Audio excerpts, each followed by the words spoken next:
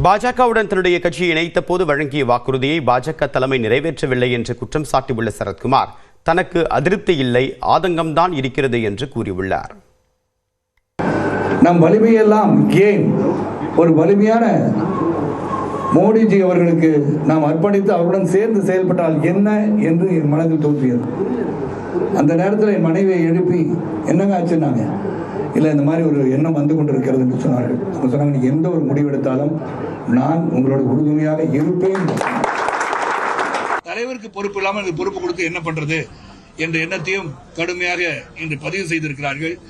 ஏன் நீங்கள் சமத்துவ மக்கள் கட்சியை மறுபடியும் துவங்கக்கூடாது என்பதையும் பதிவு செய்தார்கள் என்று சொல்லி நீங்க ஆவலாக இருக்கின்ற செய்தியை நான் சொல்லணும் இல்லையா? 2024 ஆண்டு மார்ச் 12ஆம் தேதி பாஜகவுடன் தனது சமத்துவ மக்கள் கட்சியை இணைத்த சரத்குமார் தற்பொழுது மீண்டும் ஏன் அந்த கட்சியை தொடங்கக்கூடாது என ஆதரவாளர்கள் கூறுவதாக தெரிவித்துள்ளார்.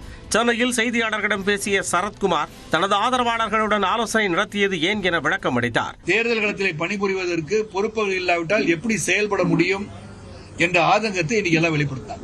எனக்கு முக்கியமா பொறுப்புகள் வழங்கப்படவில்லை என்ற ஆதங்கம் அனைவருக்கும் இருக்கிறது. அப்போ உங்களுக்கு இல்லையான்னு கேட்டா எனக்கு ஒரு பொறுப்பு இருந்தா தான் என்னால செயல்பட முடியும். நான் யாருன்னு கேட்டா ஒரு காரியகர்த்தாவை போயிட்டு எல்லா இடத்துலயும் போய் நான் பேசிட்டு இருக்க முடியாது.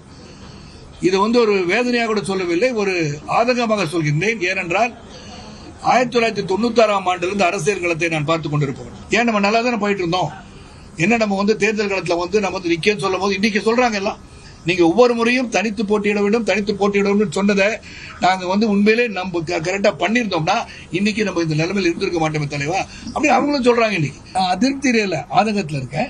பாஜகவுடன் கட்சியை இணைத்து 2 ஆண்டுகள் ஆன போதும் தனக்களித்த வாக்குறுதியை நிறைவேற்றவில்லை எனவும் பாஜக தலைமை மீது குற்றச்சாட்டை முன்வைத்தார். இல்ல, இணையும் போது கொடுத்ததை என்ன சொன்னாங்கன்னு அவங்களுக்கு தெரியும்ல. இது வரைக்கும் பொறுப்பே வரல. அப்ப ஏதாச்சும் சொல்லியிருப்பாங்கல்ல, சொன்னது என்னன்னு அவர்களுக்கு தெரியும்ல. அந்த பொறுப்பு இல்லாதனால நம்ம உட்கார்ந்து பாக்குறோம். அந்த பொறுப்பு வழங்க வேண்டிய சூழ்நிலை, பொறுப்பு இருந்தா போய் செயல்பட முடியும். நம்ம தேசியத்துல பொறுப்பு இருக்கும்னு சொன்னாங்க. யார் ஒரு இயக்கத்தில் ஒரு நல்ல நிலைமையில இருந்து சேர்ந்தார்களோ அவர்களுக்கு இப்ப நான் ஒரு மாநில தலைவராக இருந்திருந்தால், அது போல்டாவே சொல்றேன், மாநில தலைவர் இருந்தால் வரத்துக்கு முன்னாடி அவர்கள் தன்மை என்ன, இவங்களோட வெயிட்டேஜ் என்ன, இதை நம்ம தேசியத்துக்கு கொண்டு போயிருக்கணும். தேசியத்துக்கு கொண்டு போயதுக்கு பிறகு அவங்களை சேர்க்கணும். சேர்ந்திருக்கேன்னு சொல்லி சேர்க்க வச்சுட்டு அவங்க காக்க வச்சிருக்கு தவறுன்னு நான் நினைக்கிறேன். அந்த தேசிய உணர்வு தேசிய நீரோட்டத்துல இன்னைக்கு போலாம் அப்படின்னு நினைக்கிறேன். மாநில மற்றும் தேசிய தலைமையிடம் எழுத்துப்பூர்வமாக வருத்தத்தை பதிவு செய்ய இருப்பதாகவும் மீண்டும் காலம் தாழ்த்தினால் அடுத்த கட்ட நடவடிக்கை குறித்து அறிவிப்பேன் எனவும் சரத்குமார் கூறினார். தலைமையிட்ட நான் தெரிவிச்சிட்டேன், மறுபடியும் தெரிவிச்சிருக்கேன். தொடர்ந்து ஒரு 15 நாளா சொல்லிட்டு இருக்கேன். அதற்கான முயற்சிகள் எடுக்கப்பட்டு வருகிறது என்று அவங்க சொல்லிட்டு தான் இருக்காங்க. அது உத்தரவாதம் கொடுத்துட்டே தான் இருக்காங்க. ஆனா செயல்முறைக்கு வரல. அப்ப அந்த செயல்முறைக்கு வர வேண்டிய கட்டாயம் வந்து விட்டது என்பதை எடுத்து சொல்வேன். அது வராட்டி என்ன நீங்க கேட்ட கேள்விக்கு வராட்டி என்னன்றத மீண்டும் இந்த மாதிரி உங்களை சந்திச்சு பதில் சொல்றேன். தற்சமயம் இந்த கட்சியை புதுப்பிக்கின்ற எண்ணம் இல்லை என்னிடம்.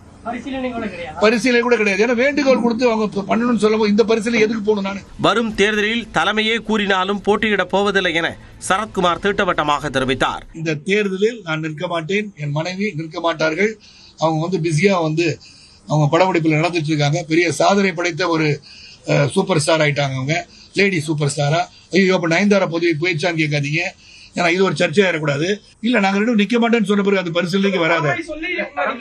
தலைமை சொன்னா கூட நிக்க மாட்டாங்க. நானு தனது ஆதரவாளர்களுக்கு தேர்தலில் போட்டியிட வாய்ப்பு கேட்டுள்ளதாகவும் வேட்பு மனுவை திரும்ப பெற ஏப்ரல் 6ஆம் தேதி வரை காலம் இருப்பதால் அதுவரை பார்க்கலாம் எனவும் சரத்குமார் கூறினார்.